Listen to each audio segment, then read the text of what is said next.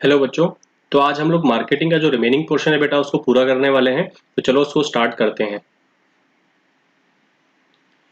तो पहले हम लोग बेटा मार्केटिंग मिक्स की बात करेंगे कि मार्केटिंग मिक्स क्या होता है। तो मार्केटिंग मिक्स का जो कॉन्सेप्ट है वो ये बोलता है कि मार्केटिंग मिक्स क्या है। मार्केटिंग टूल्स हैं जिनको कंपनी या फिर फर्म जो है वो यूज करती है ताकि वो अपने क्या कर सके, मार्केटिंग ऑब्जेक्टिव्स को अचीव कर सके। अब मार्केटिंग मिक्स के 4 एलिमेंट्स होते हैं। उन 4 एलिमेंट में से हम लोग पहले बात करेंगे किसकी बेटा, प्रोडक्ट मिक्स की बात करेंगे। किसकी बात करेंगे, प्रोडक्ट मिक्स की बात करेंगे। अच्छा, प्रोडक्ट मिक्स में क्या होता है बेटा, यहाँ पर जो भी चीजें हम करते हैं किससे रिलेटेड, प्रोडक्ट से रिलेटेड। तो बेटा वो सब चीजें यहाँ पर हम लोग देखेंगे, जैसे आपका ब्रांडिंग, पैकेजिंग और लेबलिंग। ये 3 चीजें कहाँ पर आती हैं, प्रोडक्ट मिक्स के अंदर आती हैं। तो स्टार्ट करते हैं बेटा हम लोग किससे, ब्रांडिंग से।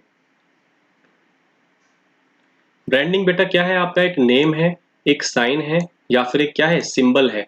अब आपने देखा होगा कि अगर आप शूज लेने जाते हो तो शूज सिर्फ एक उसका जेनरिक नेम है, लेकिन अगर वो अलग अलग ब्रांड की आएंगी, जैसे आप बोलोगे सर मुझे रिबॉक का शूज दिखाओ, तो वो रिबॉक क्या है बेटा, वो उसकी ब्रांड है। अगर आप बोलोगे मेरे को बाटा का शू दिखाओ, तो बाटा क्या है, उसका ब्रांड नेम है। आप कार लेने के लिए जाओगे, कार में अगर बोलोगे आप मुझे कि हुंडई की कार चाहिए, तो हुंडई क्या है बेटा, उसका ब्रांड नेम है। टाटा की कार चाहिए तो टाटा क्या है, उसका ब्रांड नेम है। और एक जेनरिक नेम होता है बेटा, वो है आपकी कार। लेकिन वो ब्रांड नेम बहुत ही अच्छा होना चाहिए, क्योंकि बेटा अच्छा ब्रांड नेम मार्केट में लॉन्ग टर्म तक टिक सकता है। जैसे पहले हम इसके कुछ कैरेक्टरिस्टिक्स देखते हैं कि एक अच्छा ब्रांड नेम कैसा होना चाहिए। पहली बात तो ब्रांड नेम काफी शॉर्ट होना चाहिए। शॉर्ट इन द सेंस, जैसे आपने देखा होगा एलजी, नैनो, ठीक है, विप, रिन, विम, ये जो नाम है बेटा काफी शॉर्ट है, इसलिए वो आपके ब्रांड नेम शॉर्ट नेम्स अच्छे लगते हैं। इजी टू प्रोनाउंस, आसानी से उसको आप स्पेल कर सको या बोल सको, ताकि आप अगर शॉप पे लेने जाओ तो आपको कोई हेजिटेशन वहां पर नहीं हो। तो ब्रांड नेम बेटा क्या होना चाहिए, रिकॉग्नाइज होना चाहिए। जैसा कि आपका ब्रांड नेम है वैसे ही उसका नाम आए तो लोगों के माइंड में उसकी इमेज आए, ठीक है, रिकॉग्नाइज कर सके उसको इंसान। तो नेक्स्ट है बेटा सजेस्ट बेनिफिट्स एंड क्वालिटीज। जो भी आपका ब्रांड नेम है बेटा वो आपकी जो बेनिफिट्स है और जो क्वालिटीज है उसको बताए, ठीक है। नेक्स्ट आपका है डिस्टिंक्टिव। आपका ब्रांड नेम बाकी जो कॉम्पिटिटर्स है बेटा उनसे थोड़ा सा अलग होना चाहिए। अगर सारे ब्रांड नेम एक जैसे हो गए तो आप उसको डिस्टिंक्ट नहीं कर पाओगे, ठीक है। Versatile to accommodate new products. अगर मान लो मार्केट में आप कुछ नया लेके आने वाले हो तो आपके ब्रांड नेम के अंदर ही वो चीज लेके आओगे। तो आपका ब्रांड नेम ऐसा होना चाहिए कि कोई भी अगर आप नया गुड्स लेके आओ तो मार्केट में आसानी से क्या हो जाए, बिक जाए। ब्रांड नेम रजिस्टर्ड होना चाहिए और प्रोटेक्टेड लीगली। जो भी आपका ब्रांड नेम है उसको लीगली प्रोटेक्ट करना जरूरी है, क्योंकि अगर आपने उसको लीगली प्रोटेक्ट नहीं किया तो उस केस में उसको कोई और भी कॉपी कर सकता है। उसके अलावा बेटा उसकी स्टेइंग पावर भी होनी चाहिए, ताकि मार्केट में अगर आप कोई चीज लेके आ रहे हो तो वो जल्दी से पुरानी नहीं हो। उसका नाम जो है ऐसा होना चाहिए जो कि लॉन्ग लास्टिंग हो, ठीक है। तो ये कुछ कैरेक्टरिस्टिक्स हैं बेटा किसके, एक गुड ब्रांड नेम के। नेक्स्ट अगर हम बात करें बेटा इसके एडवांटेजेस के, इसके फायदे क्या होते हैं मार्केटर को और कस्टमर को। तो पहले हम बात करते हैं बेटा मार्केटर को क्या फायदे होंगे। पहला है बेटा प्रोडक्ट डिफरेंशिएशन। देखो मार्केटर जो होता है बेटा उसमें क्या होते हैं, काफी सारे गुड्स मार्केट में आते हैं, तो अपने गुड्स को बाकी कॉम्पिटिटर्स के गुड्स के कैसे आप अलग करोगे बेटा, वो ब्रांड नेम से कर सकते हो। Ease in introduction of new product. अगर आपको कोई नया प्रोडक्ट इंट्रोड्यूस करना है, जैसे मान लो मैगी की बात करूं मैं, तो मैगी आता है आप लोगों का, साथ में देखो मैगी का टोमेटो केचप भी आता है, मैगी का मसाला भी आता है। तो कोई भी और चीज उसको नई लेके आनी हो तो बेटा वो आसानी से लेके आ सकता है, क्योंकि उसका ब्रांड नेम मार्केट में बन चुका है। डिफरेंशियल प्राइसिंग, क्योंकि बेटा जब आपका ब्रांड नेम अगर अच्छा है तो आप ज्यादा प्राइस भी चार्ज कर सकते हो, ठीक है बेटा।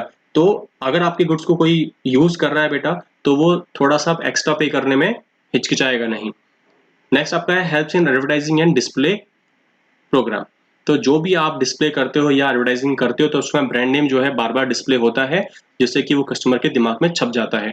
तो वो आपको हेल्प करेगा बेटा एडवर्टाइजिंग करने में भी। कस्टमर को क्या फायदे होते हैं इससे, प्रोडक्ट का आइडेंटिफिकेशन करना। जैसे मान लो आप मार्केट में कोई चीज लेने के लिए गए और वहां पर आपने देखा है भाई मैगी का पैकेट जो है येलो कलर का होता है, तो आपको दूर से दिख जाएगा। तो प्रोडक्ट के आइडेंटिफिकेशन में कस्टमर्स को हेल्प मिलती है। नेक्स्ट आपका है स्टेटस सिंबल। जो लोग अच्छे ब्रांड की चीजें पहनते हैं तो बेटा वो क्या करते हैं, अपने आप को प्राउड फील करते हैं, उनको सेटिस्फेक्शन मिलता है। कोई एप्पल का आईफोन है तो बार बार अपना फोन दिखाएगा निकाल निकाल के, ताकि लोग देखेंगे भाई उसके पास में क्या है, एप्पल का आईफोन है। तो स्टेटस सिंबल से उनको सेटिस्फेक्शन मिलती है, कुछ कस्टमर्स को क्या मिलता है, सेटिस्फेक्शन मिलता है अपना स्टेटस सिंबल को शो करके। तो ये भी एक फायदा है कस्टमर्स के लिए। एंड एंश्योरिंग द क्वालिटी, और आपको पता है भाई अच्छा ब्रांड अगर होगा तो क्वालिटी भी उसकी अच्छी मिलेगी, और कस्टमर जिनको अच्छी क्वालिटी चाहिए वो ब्रांड वाली चीज ही परचेज करेंगे। तो ये सारे एडवांटेजेस हैं बेटा किसके, ब्रांडिंग के। नेक्स्ट हम लोग बात करते हैं बेटा पैकेजिंग। तो देखो जैसे ये ब्रांड है, कोको कोला का ब्रांड नेम है, तो हर कोको कोला के कोक के ऊपर ये लिखा हुआ होता है, तो ये क्या है, उसका ब्रांड नेम है। तो आगे हम लोग बात करते हैं बेटा पैकेजिंग का। पैकेजिंग मतलब होता है बेटा कोई भी आप डिजाइन बना रहे हो कंटेनर या रैपर के फॉर्म में किसी गुड्स के लिए। अब वो डिजाइन जो है बेटा, या जो रैपर जो है, जो कंटेनर जो है, जो भी आप गुड्स पर लगाओगे बेटा, वो क्या है, उसकी पैकेजिंग है। ठीक है, कोई भी आप कस्टमर आपकी शॉप पर आएगा तो बेटा उसको आप खुला थोड़ी दोगे, उसको आप पैक करके दोगे ना। तो पैकेजिंग जो है बेटा क्या होता है, एक कंटेनर होता है या फिर एक रैपर होता है, किसके ऊपर, गुड्स के ऊपर होता है। अच्छा, इसके लेवल्स होते हैं बेटा, एक होता है primary level, secondary level and transportation level. अब ये होते क्या क्या है वो समझ लेते हैं पहले एक बार। जैसे हम कोको कोला की बात करते हैं बेटा, तो ये इसकी प्राइमरी पैकेजिंग है, क्योंकि जो पैकेजिंग की हुई है प्लास्टिक की या स्टील की, तो बेटा ये एंड तक रहेगी। जब तक ये गुड्स यूज नहीं होगा पूरा, तब तक ये इसके साथ में रहने वाली है, होल ऑफ द लाइफ तक ये साथ में रहने वाली है। ठीक है। नेक्स्ट आपका सेकेंडरी पैकेजिंग होता है, उसको आप क्या कर सकते हो, एक एडिशनल लेयर होती है बेटा उसको कवर करने के लिए, उसको बोलते हैं हम लोग सेकेंडरी। तो जैसे आपने सुना होगा बेटा कॉलगेट का एग्जांपल, उसमें जो ट्यूब होता है वो प्राइमरी पैकेजिंग, वो जिस डब्बे में पैक होकर आती है बेटा वो सेकेंडरी पैकेजिंग, और अगर 15-20 डब्बे मैंने ऐसे एक डब्बे में डाल दिए तो मेरा वो हो गया बेटा ट्रांसपोर्टेशन पैकेजिंग। जैसे हम लोग इसकी बात करें तो बेटा ये क्या है, ये ट्रांसपोर्टेशन पैकेजिंग है। अगर आप एक प्लेस से दूसरे प्लेस पर लेके जा रहे हो कार्टन के अंदर पैक करके, या किसी भी ऐसे कंटेनर में पैक करके जिससे कि उसको कोई नुकसान ना पहुंचे, ठीक है, उसको हम क्या बोलते हैं, ट्रांसपोर्टेशन पैकेजिंग बोलते हैं। तो ये बेटा 3 लेवल की पैकेजिंग इसमें होती है, बहुत ही आसान है। पैकेजिंग के फंक्शंस की बात करते हैं बेटा। तो पहला फंक्शन है बेटा प्रोडक्ट आइडेंटिफिकेशन। अगर जो पैकेजिंग है बेटा उससे क्या होगा, उससे आप गुड्स को आसानी से आइडेंटिफाई कर सकते हो। जैसे मैंने मैगी का एग्जांपल दिया था, वही सेम एग्जांपल दे रहा हूं मैं आप लोगों को। मैगी का जो आइडेंटिफिकेशन है कैसे करोगे, आप पैकेजिंग को देख के समझ जाओगे, हाँ भाई ये पैकेट मैगी का है, ये पैकेट हिप्पी नूडल्स का है। ठीक है, तो ये दोनों में डिफ्रेंशिएट कर सकते हो। प्रोटेक्शन में हेल्प करता है, बिल्कुल सही है, क्योंकि आप पैकेजिंग जो करोगे बेटा उससे क्या होगा, उसको स्पॉइलेज नहीं होगा, उसका ब्रेकेज नहीं होगा, लीकेज नहीं होगा उसके अंदर, या फिर कोई क्लाइमेटिक इफेक्ट जो है उस पर नहीं पड़ने वाला है। आपने देखा होगा चिप्स की जो पैकेट आती हैं वो काफी दिनों तक पैक रहती हैं। ठीक है, तो पैकेजिंग उसकी ऐसी होती है कि आप लॉन्ग टाइम तक उसको यूज कर सकते हो। फैसिलिटेटिंग यूज ऑफ प्रोडक्ट, तो बेटा इससे आप क्या कर सकते हो, गुड्स को आसानी से हैंडल कर सकते हो। नेक्स्ट आपका है प्रोडक्ट प्रमोशंस। देखो क्या होता है, जो आपकी पैकेजिंग होती है बेटा आपके गुड्स को बेचने में आपकी हेल्प करती है, क्योंकि जैसे ही आप किसी शॉप पर गए तो वहां पर आप जैसे देखोगे अच्छी पैकेजिंग दिख रही है तो आप उसको खरीद लोगे। ठीक है, तो पैकेजिंग एक तरह से क्या होता है बेटा, साइलेंट सेल्समैन भी बोला जाता है। नेक्स्ट इसके इंपॉर्टेंस की बात कर लेते हैं। तो पहला जो इंपॉर्टेंस है बेटा वो है rising the standard of health. अगर कोई चीज पैक्ड फॉर्म में आती है इसका मतलब उसमें कोई मिलावट नहीं है, और मिलावट नहीं तो मतलब वो आपके हेल्थ के लिए अच्छी है, अगर कंपनी ने उसमें मिलावट पहले से नहीं की हो तो। सेल्फ सर्विस आउटलेट पे पैकेजिंग जो है वो लोग देखते हैं और उसके अकॉर्डिंग ही अपने को जो परचेज करना है वो परचेज करते हैं। अगर पैकेजिंग नहीं होगी किसी भी गुड्स के ऊपर तो आप उसको अलग अलग नहीं कर पाओगे। नेक्स्ट है बेटा प्रोडक्ट डिफरेंशिएशन। वही सिमिलर पॉइंट कि आपको गुड्स को डिफरेंशिएट करना है तो आप उसको पैकेजिंग से कर सकते हो। दो सोप हैं, अब उनकी क्वालिटी कैसी है वो दो पैकेजिंग देख के आपको पता पड़ जाएगा। ठीक है बेटा, तो डिफरेंशिएशन करने में आपको हेल्प मिलती है। उसका लास्ट पॉइंट है बेटा, ये एडवांटेज है इसका, इनोवेशनल अपॉर्चुनिटी। देखो बेटा क्या होता है, पैकेजिंग जो होती है वो कुछ इनोवेटिव पैकेजिंग लेके आती रहती है। जैसे आपने देखा होगा कि कोल्ड ड्रिंक की बोतल होती है उसका शेप हमेशा चेंज कर देते हैं, वो लोग बार बार चेंज कर लेते हैं। आपने देखा होगा कि पहले जो है शैम्पू का डब्बा आता था, लेकिन आजकल गांव में जाओगे तो वहां पर पाउच भी मिलती हैं, क्योंकि लोग वहां पर परचेज नहीं करते हैं पूरा एक डब्बा, वहां पर वो लोग पाउच परचेज करते हैं 1 रुपए की 2 रुपए की। तो ये पैकेजिंग में क्या होता है, कुछ इनोवेशनल अपॉर्चुनिटीज प्रोवाइड करता है जिससे कि आप अपनी सेल्स को बढ़ा सकते हो। जैसे आपने मिल्क की बात करें तो मिल्क की पैकेजिंग आजकल ऐसी होती है 2-4 दिन तक आराम से जो है वो चल जाता है, क्योंकि उसकी पैकेजिंग ऐसे की जाती है। ठीक है, तो ये पैकेजिंग की बात हमने यहाँ पर कर ली है। नेक्स्ट हम लोग बात करते हैं बेटा लेबलिंग की। तो तो लेबलिंग क्या होता है बेटा? लेबलिंग एक ऐसा लेबल होता है जो आपको सारी की सारी इंफॉर्मेशन प्रोवाइड करता है जो भी गुड्स पर लिखी हुई होती है। ठीक है, तो इसके फंक्शंस की बात करें हम लोग तो डिस्क्राइब्स एंड कंटेंट्स, जो भी लेबलिंग है बेटा वो क्या करेगा, वो गुड्स को डिस्क्राइब करता है और उसमें क्या क्या कंटेंट्स हैं वो सारे कंटेंट्स आपको उस पर बताएगा। जैसे उसकी मैन्युफैक्चरिंग डेट क्या है, उसकी एक्सपायरिंग डेट क्या है, उसमें क्या क्या प्रिकॉशन आपको ध्यान रखने हैं, उसको उसमें इंग्रेडिएंट्स क्या क्या है, उसका वेट कितना है, उसका प्राइस कितना है। ठीक है, कोई वार्निंग अगर उस पर है तो फिर वो लिखनी पड़ेगी, उसका एड्रेस, उसका phone number, email ID company का, वो सब चीजें उस पर लिखी हुई होती हैं। सेकंड है बेटा आपका आइडेंटिफिकेशन। तो थोड़ा बहुत ये वाला जो फंक्शन है और इसका जो फंक्शन है वो थोड़ा बहुत सिमिलर है पैकेजिंग का और लेबलिंग का। जैसे यहाँ पर आइडेंटिफिकेशन का फंक्शन आया तो यहाँ पर भी एक आइडेंटिफिकेशन था बेटा, दोनों सिमिलर हैं। ठीक है, नेक्स्ट आपका है प्रमोशन। ऐसे ही बेटा आपका जो लेबलिंग है वो भी क्या करता है, प्रमोशन में हेल्प करता है। तो आप जो पॉइंट देखोगे बेटा यहाँ पर, वो भी आपका यहाँ प्रमोशन की बात की थी, दोनों सिमिलर हैं। अब नेक्स्ट जो है पॉइंट, ये बहुत इंपॉर्टेंट है बेटा, provide information required by law. कभी कभी लॉ क्या बोलता है बेटा कि आपको ये सारी चीजें उस पर लिखनी ही पड़ेंगी। जैसे आपने देखा होगा सिगरेट्स के पैकेट पर वार्निंग लिखी हुई होती है कि this is injurious for your health, तो आपको वो चीज लिखनी पड़ेगी तभी आप उसको मार्केट में बेच सकते हो। जो भी इंफॉर्मेशन लॉ के द्वारा बताई गई है कि भाई ये इंफॉर्मेशन आपको देनी है तो आपको उस पर मेंशन करनी पड़ेगी। उसके अलावा ग्रेडिंग में बेटा क्या होता है, लेबलिंग आपकी हेल्प करती है दो गुड्स को अलग करने में। जैसे आपका देखा होगा रेड लेबल ग्रीन लेबल, तो ये रेड लेबल ग्रीन लेबल क्या होगा, जो उस पर लेबल लगे हुए हैं या फिर जो लेबलिंग हो रखी है उस पर, वो क्या करता है, वो ग्रेडिंग करता है कि किस टाइप का गुड्स है। अच्छा गुड्स है, अच्छी लेबलिंग हो रखी होगी या लेबलिंग के ऊपर लिखा होगा उसके कंटेंट्स, और अगर बेकार गुड्स है तो बेटा उसके अकॉर्डिंग उसकी लेबलिंग पर उसके आइटम्स जो होंगे बेटा वो अलग अलग लिखे हुए होंगे। तो ग्रेडिंग में भी क्या करता है बेटा, ये लेबलिंग जो है वो आपकी हेल्प करता है। तो ये पूरा हो गया बेटा आपका प्रोडक्ट मिक्स। अब बेटा लेबलिंग के जो फंक्शन है उसको याद करने के लिए मैंने शॉर्ट ट्री बनाई है। आईपीएल ग्राउंड में लेबल होते हैं। अब लेबल से आपको लिंक करना है कि लेबलिंग की हम लोग बात कर रहे हैं। देखो आईपीएल, आईपीएल जो है दिख रहा होगा identification, P for promotion, L for law, और जी फॉर ग्रेडिंग, और D for describes and contents. तो इससे आपको इसके फंक्शंस जो हैं वो याद हो जाएंगे। तो नेक्स्ट एलिमेंट बेटा उसकी हम बात करते हैं, वो है आपका क्या, प्राइस मिक्स। तो प्राइस मिक्स में क्या होता है बेटा, जो भी फैक्टर्स रिलेटेड टू प्राइस होते हैं बेटा वो सब फैक्टर्स यहाँ पर आएंगे। बहुत इंपॉर्टेंट होता है बेटा, क्योंकि कोई भी गुड्स है बेटा उसकी प्राइस को रखना बहुत जरूरी है। बिना प्राइस के कोई गुड्स आपने देखा भी नहीं होगा आज तक। तो आपको क्या करना पड़ेगा, प्राइस को बहुत ही सोच समझ के रखना पड़ेगा, क्योंकि आपकी अगर प्राइस ज्यादा होगी तो फिर मार्केट में उसकी डिमांड जो है वो कम हो जाएगी, या फिर आपकी प्राइस अगर कम होगी तो मार्केट में डिमांड क्या हो जाएगी, उसकी ज्यादा होगी। तो प्राइस को रखते वक्त बहुत सारे फैक्टर्स जो है आपको ध्यान में रखने पड़ेंगे। तो बेटा ये कुछ फैक्टर्स हैं बेटा जो कि आपकी प्राइसिंग में आपकी हेल्प करेंगे। पहला फैक्टर है प्रोडक्ट की कॉस्ट। देखो क्या होता है, जो गुड्स बनते हैं बेटा उसमें कुछ ना कुछ कॉस्ट जो है वो इन्वॉल्व होती है। जैसे आपकी फिक्स्ड कॉस्ट होगी या फिर आपकी वेरिएबल कॉस्ट होगी। तो कम से कम आपकी गुड्स की प्राइस तो उतनी तो होनी ही चाहिए जितनी की आपकी कॉस्ट है। ठीक है बेटा, तो आपका जो कॉस्ट है कम से कम वो तो रिकवर हो जाए, इतनी गुड्स की प्राइस रखो ताकि आपकी जो कॉस्ट लगाई है आपने वो कम से कम रिकवर हो जाए, तभी आप मार्केट में सस्टेन जो है वो कर पाओगे। तो गुड्स की जो कॉस्ट है वो कितनी है उसके अकॉर्डिंग आपकी प्राइस जो है वो डिसाइड करनी है। नेक्स्ट आपका यूटिलिटी और उसकी डिमांड कैसी है, क्योंकि देखो आपने देखा होगा कि जिन गुड्स की डिमांड बहुत ज्यादा होती है उनकी प्राइस भी ज्यादा होती है मार्केट के अंदर। तो आपको क्या करना पड़ेगा, आपको पहले देखना पड़ेगा कि आपके गुड्स की यूटिलिटी क्या है और उसकी डिमांड कितनी है। अगर डिमांड उसकी ज्यादा है तो उस केस में आपको प्राइस जो है थोड़ी सी ज्यादा रख सकते हो। अगर मार्केट में आपकी गुड्स की डिमांड ही नहीं है तो बेटा उस केस में आपको प्राइस थोड़ी सी कम रखनी पड़ेगी।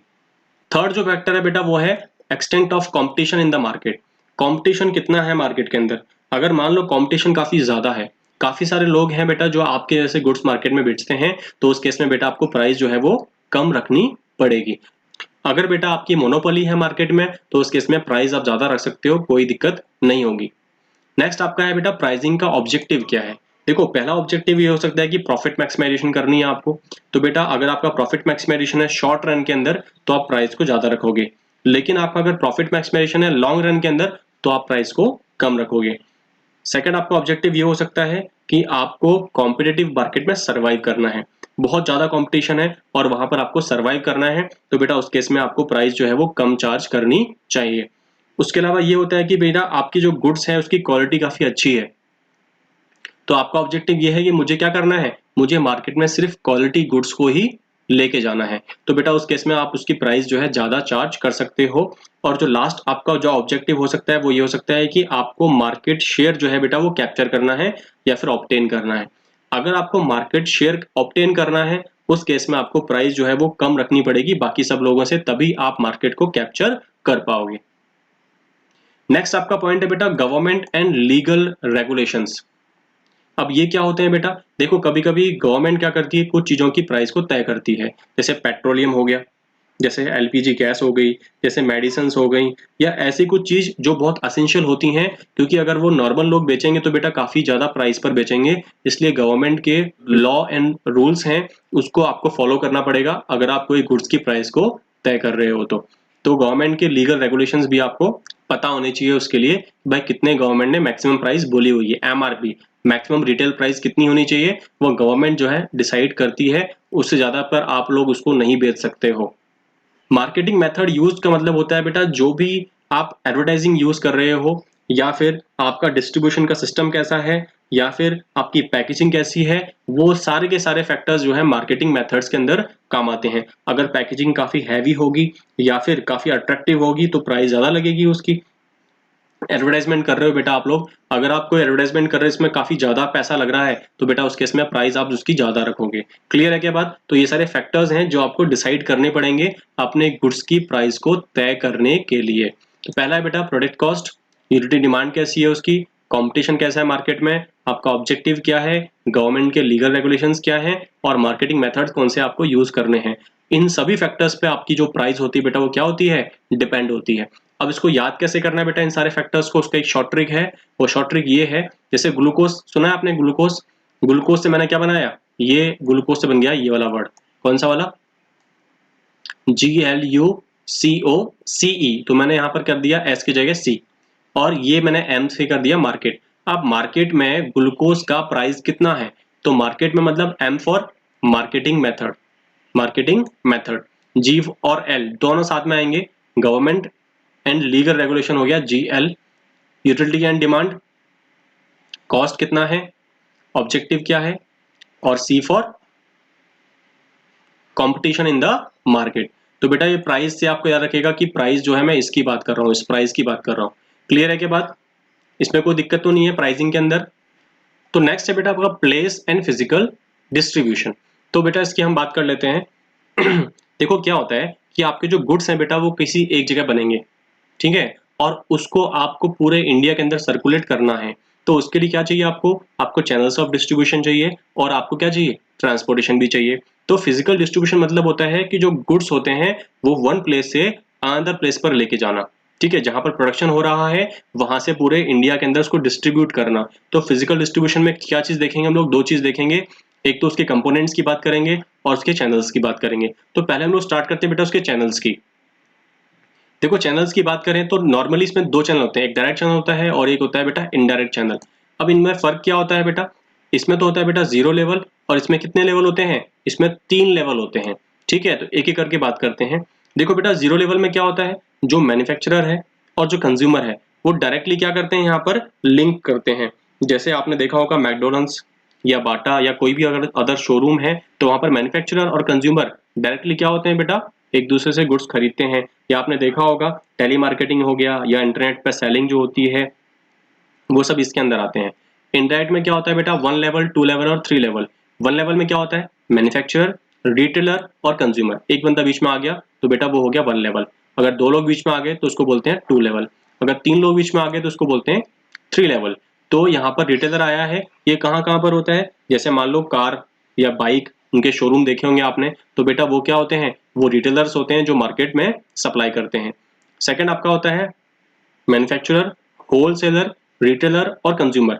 ये कहाँ कहाँ पर पाए जाते हैं बेटा, जैसे सोप हो गया, सॉइल हो गया, क्लोथ्स हैं, राइस है, शुगर है, पल्स हैं, इन सब को डिलीवर करने में होलसेलर और रिटेलर भी बीच में आते हैं।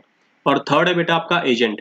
ये जो एजेंट है वो क्या करता है, वो होलसेलर को और रिटेलर को गुड्स देता है और वो अल्टीमेटली कंज्यूमर्स को गुड्स प्रोवाइड करते हैं, ठीक है। तो ये सब चीजें कहाँ होती हैं, जैसे आपके नॉर्थ रीजन, साउथ रीजन, तो ये एरिया वाइज डिवाइड कर देते हैं और वहां पर क्या होता है बेटा, वहां पर आपका एजेंट होता है जो कि आगे सप्लाई करता है। तो बेटा ये चैनल्स ऑफ डिस्ट्रीब्यूशन इनको हम बोलते हैं। बहुत आसान है, बहुत ईजी है।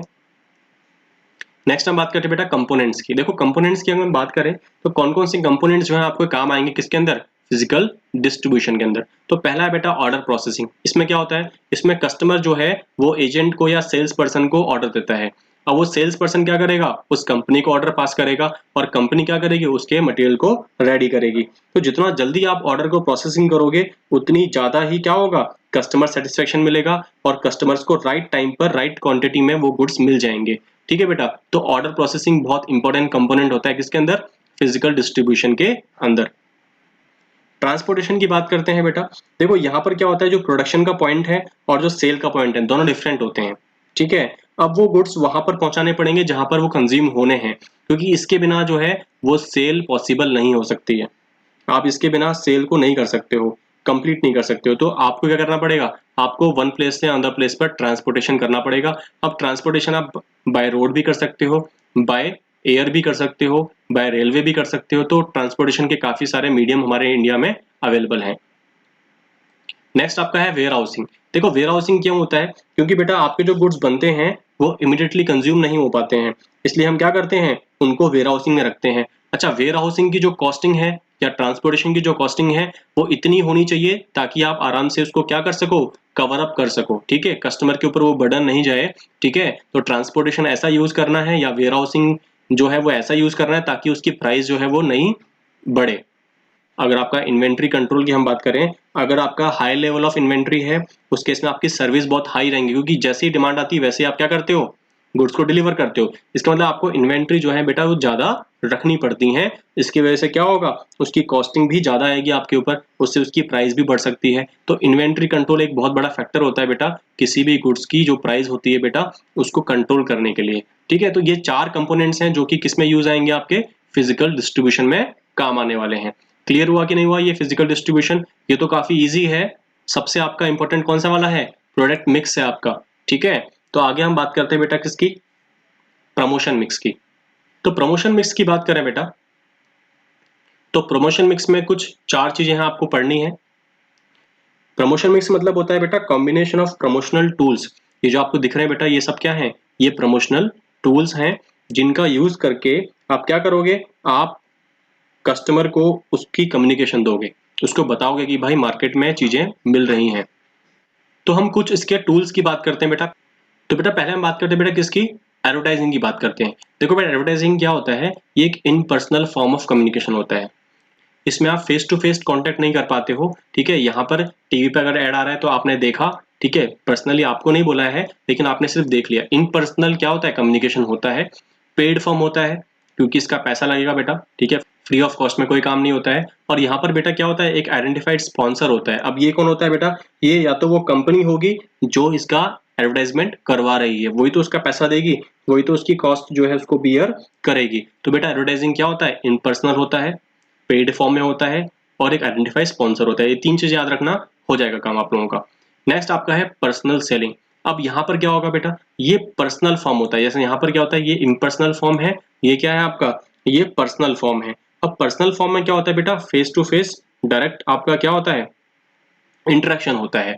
जो भी सेल्स पर्सन आएगा बेटा वो आपको गुड्स के बारे में बताएगा।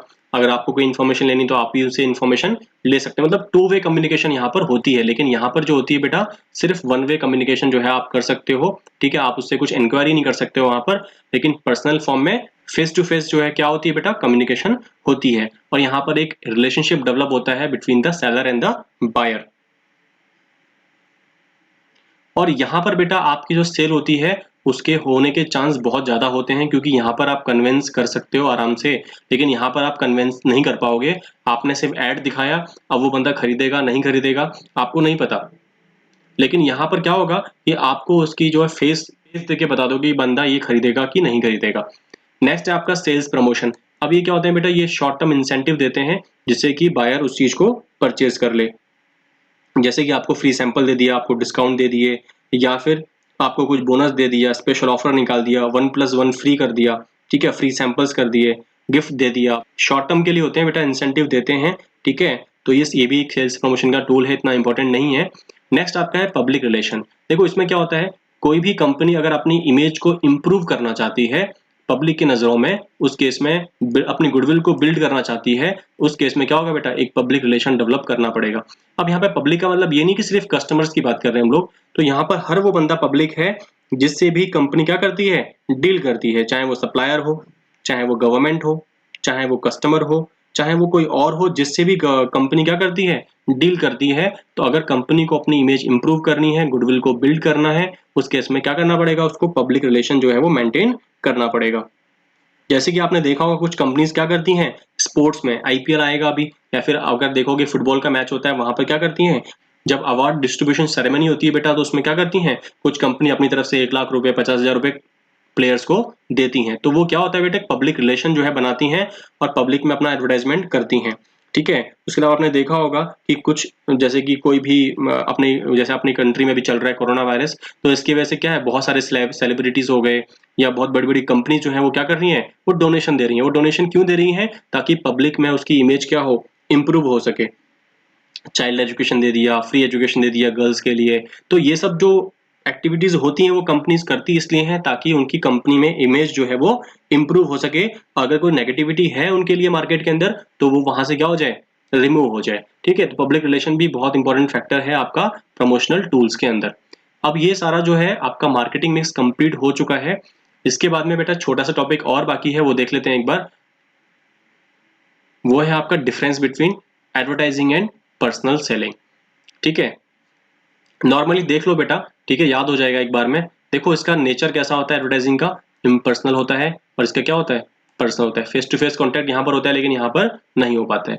यहाँ पर रीच कितनी होती है, बहुत ज्यादा रीच होती है, क्योंकि यहाँ पर एक अकेला बंदा है और यहाँ पर क्या है, टीवी, मोबाइल, रेडियो या फिर अखबार जो है सभी के यहाँ पर आते हैं। तो बहुत ही ज्यादा लोग यहाँ पर कवर हो पाते हैं, लेकिन यहाँ पर थोड़े से कम लोग कवर हो पाते हैं।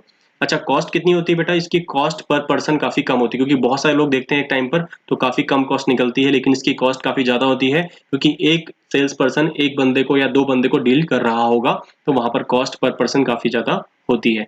मीडिया कौन कौन सी यूज होती है बेटा, यहाँ पर टेलीविजन हो गया, रेडियो हो गया, न्यूज़पेपर्स हो गए। लेकिन यहाँ पर सेल्स स्टाफ जो होता है बेटा, सेल्स पर्सन जो होते हैं वो यहाँ पर यूज किए जाते हैं।